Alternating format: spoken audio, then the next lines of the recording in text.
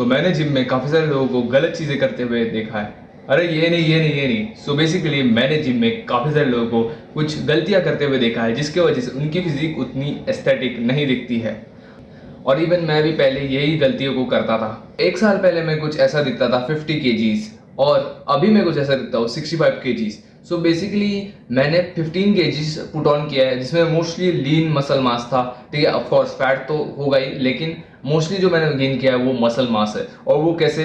तो पहली चीज जो मैंने की है वो है कंसिस्टेंटली ट्रेन करना। बेसिकली कंसिस्टेंसी एक ऐसी चीज है जो तुम्हारे ट्रांसफॉर्मेशन में बहुत ज्यादा हेल्प करती है। अगर तुम कंसिस्टेंट नहीं हो ना, तो तुम कोई भी महंगा सा महंगा सप्लीमेंट ले लो, महंगा एकदम best of the best gym trainer ले लो, लेकिन अगर तुम कंसिस्टेंट नहीं हो, कंसिस्टेंसी एक ऐसी चीज है जिसको पैसे से बिल्कुल नहीं खरीदा जा सकता। सो इसलिए अगर तुम कंसिस्टेंट नहीं हो तो वो तुम्हारी सबसे बड़ी कमजोरी है, वो तुम्हारा सबसे बड़ा ड्रॉबैक है। सो इसलिए कंसिस्टेंसी को जरूर मेंटेन करो और कंसिस्टेंटली एक वर्कआउट रूटीन को फॉलो करो। बहुत सारे लोग बस जिम ट्रेनर ने बोला कि आज ये करना है, आज वो करना है, बस वो कर ले। आज बोला चेस्ट करना है, आज बोला बैक करना है, आज बोला बाइसेप्स करना है, आज बोला ट्राइसेप्स करना है, आज बोला शोल्डर करना है। सो वैसे उनका कुछ रूटीन होता नहीं है। लाइक जिसने ट्रेनर ने जो भी बोल दिया कि आज ये करना है, सीधा वो करने लग जाते हैं। सेकेंड चीज जो होता है वो होता है प्रोग्रेसिव ओवरलोड ना करना। प्रोग्रेसिव ओवरलोड बेसिकली होता है कि तुम पिछले टाइम से ज्यादा उठा रहे हो।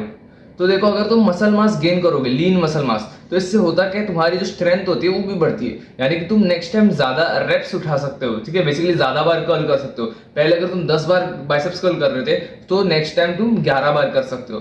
तो इसको हम बोलते हैं प्रोग्रेसिव ओवरलोड, या फिर तुम पिछले टाइम से ज्यादा वजन उठा सकते हो।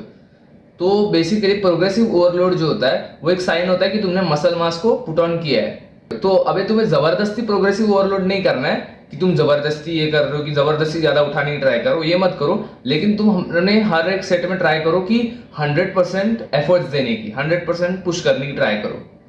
उसके साथ साथ बहुत सारे लोग ये गलती करते हैं कि वो प्रोग्रेसिव ओवरलोड करते ही नहीं है। यानी कि ऐसे भी बंदे मैंने जिम में देखे जो लाइक महीनों से वही सेम वेट पे अटके हुए, लाइक वो ज्यादा मतलब प्रोग्रेस किया नहीं है। तो ऐसा भी मत करो। ठीक है, प्रोग्रेसिवली ओवरलोड करो। अपने जो वेट जो तुम उठाते हो ना, उसको तुम रेगुलरली बढ़ाते रहो। ठीक है। थर्ड चीज है, don't fall for the bulking propaganda. मैंने बहुत सारे लोगों को जिम में देखा है कि वो लोग क्या करते हैं, बल्किंग के पीछे बहुत ज्यादा ऑब्सेस होते हैं। अब हमारे जो इंडियन डाइट होते हैं उसमें बहुत ज्यादा कार्बोहाइड्रेट्स होते हैं, और बहुत सारे लोग गलती ये करते हैं कि वो बहुत ज्यादा बल्किंग के नाम पे कार्ब्स पेलने लग जाते हैं। उनको प्रोटीन उतना मिलता नहीं, लेकिन कार्ब्स बहुत मिलते हैं। इसके वजह से होता है कि उनका लीन मसल मास उतना नहीं बढ़ता जितना उनका फैट बढ़ता है। स्टार्टिंग के 6-7 महीने में मेरे साथ भी यही हो रहा था कि मेरा जो वेट था वो बहुत ज्यादा बढ़ रहा था, लेकिन उस हिसाब से मेरी स्ट्रेंथ नहीं जा रही थी। लाइक प्रोग्रेसिव ओवरलोड जितना होना चाहिए था, वेट जितना मेरे से और लगना चाहिए था, उतना नहीं लग रहा था, जबकि मेरा वेट बढ़ रहा था। तो ये क्यों हो रहा था? क्योंकि मैं लीन मसल मास की जगह फैट गेन कर रहा था, और मैं बल्किंग के नाम पे डर्टी बल्क करने लग गया था। मैं बाहर का कुछ भी खाने लग गया था। इसकी वजह से इवन मेरी स्किन क्वालिटी भी बहुत बेकार हो गई। ठीक है, ये जो दिख रही है इससे भी बेकार हो गई। तो इसलिए तुम्हें ये गलती बिल्कुल भी नहीं करनी कि तुम बहुत ज्यादा डर्टी बल्किंग कर रहे हो। तो बेसिकली तुम्हें करना क्या है कि तुम्हें जो तुम्हारी डेली कैलोरी होती है, बेसिकली तुम अपनी हाइट को लो, वेट को लो और एज को लो, और तुम कैलोरी कैलकुलेटर के अंदर हाइट, वेट और एज डालो। वो बेसिकली तुम्हें बता देगा कि तुम्हारी डेली की मेंटेनेंस कैलोरी कितनी है। तो उससे 200 कैलोरी ज्यादा खानी है और अपने डाइट को ट्रैक में रखना है। बहुत सारे लोग यही गलती करते हैं, डाइट को अच्छे ट्रैक नहीं करते, प्रोटीन के सोर्सेस को ऐड नहीं करते, वो जस्ट एक्स्ट्रा खाने पे, वो बल्किंग के नाम पे एक्स्ट्रा खाने के ऊपर फोकस करते कि ज्यादा से ज्यादा मैं कैसे खाऊं। लेकिन तुम्हें दानों की तरह ज्यादा खाना नहीं है, तुम्हें दिमाग से खेल खेलना है, तुम्हें दिमाग का यूज करना है, तुम्हें अच्छे से पूरा कैलकुलेट करके एक्चुअली में करना है। ठीक है, बहुत सारे जो बंदे वो एस्थेटिक क्यों नहीं लगते, क्योंकि हमारे यहाँ पे बंदे जो है वो बहुत ज्यादा स्किनी फैटिस से है। हमारे डाइट में कार्ब्स ज्यादा है, इसलिए वो उतने मसल मास पुट ऑन नहीं कर पाते और वो उतना लीन भी नहीं हो पाते। इसलिए तुम्हें अगर एस्थेटिक दिखना है तो तुम्हारा मेन फोकस होना चाहिए कि तुम ज्यादा से ज्यादा मसल मास पुट ऑन करो while staying at the same body fat percentage.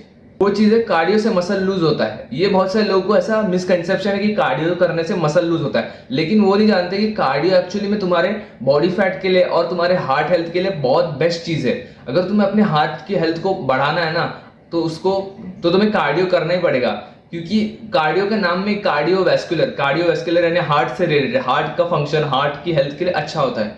सो इसलिए तुम्हें कार्डियो पे बहुत ज्यादा फोकस करना है, क्योंकि अगर तुम करोगे, डेली के 10,000 स्टेप्स चलोगे, तो तुम्हारा ओवरऑल बॉडी फैट परसेंटेज बहुत ज्यादा कम होगा, जिससे कि तुम्हारा फेस भी लीन लगेगा, तुम बहुत ज्यादा अट्रैक्टिव लगोगे, तुम्हारे जो मसल्स होंगे ना उसमें बेसिकली सेपरेशन जो कट्स होते हैं वो दिखने चालू हो जाएंगे धीरे धीरे। और सच बताओ तो बेस्ट जो कार्डियो का हैक जो मुझे लगता है वो है स्टेयर मास्टर। स्टेयर मास्टर यानी कि बेसिकली एक ऐसी मशीन होती है जिसमें बेसिकली ऊपर से सीढ़ी आती है, जैसे हम फ्लोर्स चढ़ते हैं वैसे हमें सीढ़ी चढ़नी होती है, और अगर तुम सीढ़ी सीढ़ी चढ़ोगे ना तो वो बहुत ज्यादा सही चीज होती है स्टेयर मास्टर। उसमें तुम्हारी जो कैलोरीज होती है वो इवन इंक्लाइन ट्रेडमिल से भी ज्यादा कैलोरीज बर्न होती है। सो अगर तुम्हारे जिम में वो स्टेयर मास्टर वाली मशीन है तो मैं तो कहूंगा वो सबसे ज्यादा बेस्ट मशीन है।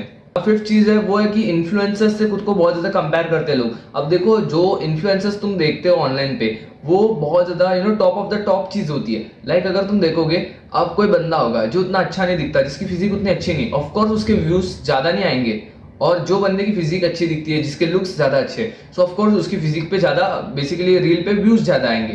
तो इसलिए तुम जो लोग देखते हो ना वो एक्चुअली में टॉप के 1% लोग होते हैं, वो एक्चुअली में ऐसे बंदे होते हैं जो बहुत ज्यादा सालों से ट्रेन कर रहे हैं, एंड इवन उसमें से काफी सारे लोग ऐसे होते हैं जो नेचुरल भी नहीं होते। तो इसलिए तुम्हें कोई भी रैंडम एस बंदा जो तुम्हें दिखता है फीड पे उससे अपनी फिजिक को कंपेयर नहीं करना है। कोई भी बोलता है भाई मैं 16 साल का हूँ, 17 साल का हूँ, 18 साल का हूँ, 19 साल का हूँ, तो उस पर डायरेक्टली तुम्हें ट्रस्ट नहीं करना कि वो एक्चुअली में है। क्योंकि बहुत सारे जो इन्फ्लुएंसर्स होते हैं वो मैंने भी देखे वो अपनी एज को बहुत ज्यादा फेक करते हैं, उनको पूरी दाढ़ी आई होती है लेकिन स्टिल वो 16-17 साल के होते हैं, उनका पूरा मसल मैच्योरिटी देख के पता चलता है कि वो फेक नेचुरल, लेकिन स्टिल वो नेचुरल क्लेम करते हैं। सो इसलिए प्लीज ऐसे सब जो भी फेक नेटीज है उनसे अपनी फिजिक प्लीज कंपेयर ना करें। तो आज की इस वीडियो के लिए इतना था, ठीक है। Hope you stay consistent, hope तुम्हारी भी फिजिक एस्थेटिक बन जाए। तो आज की इस वीडियो के लिए इतना था, मिलते हैं नेक्स्ट टाइम, तब तक के लिए to see everyone, bye bye.